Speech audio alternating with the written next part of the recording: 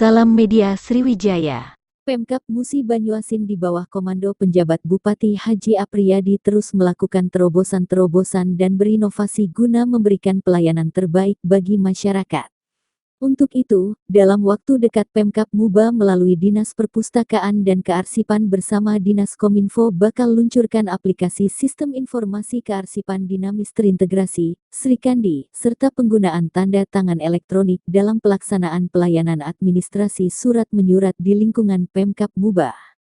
Aplikasi ini merupakan aplikasi perdana di Sumatera Selatan. Seperti yang disampaikan Kepala Dinas Komunikasi dan Informatika Kabupaten Muba Heriandi Sinulinga bahwa aplikasi Srikandi ini dikembangkan oleh ANRI dan ini merupakan turunan dari SPBE. Dikatakannya Lingga implementasi SPBE menjadi hal mutlak yang dilakukan pemerintah.